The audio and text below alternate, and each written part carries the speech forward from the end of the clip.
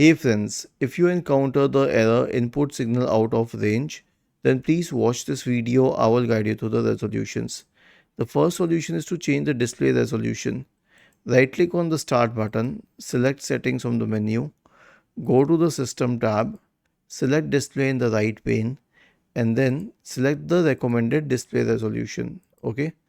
So this will fix the problem in most of the cases, and I'll tell you why this is so important. Because the display resolution is not the same for each and every computer. In some it may be like 1000 by 720. It can be anything.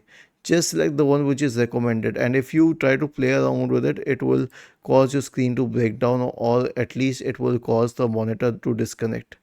The next one is to reinstall the display driver. Search for device manager, open the device manager, expand the list for display adapters, right click on the first one, select uninstall device, select action, and then scan for hardware changes. So this will fix the problem for sure. Was this helpful? If yes, then please subscribe to the channel. If not, then let us know in the comment section of the video on how we could help you further.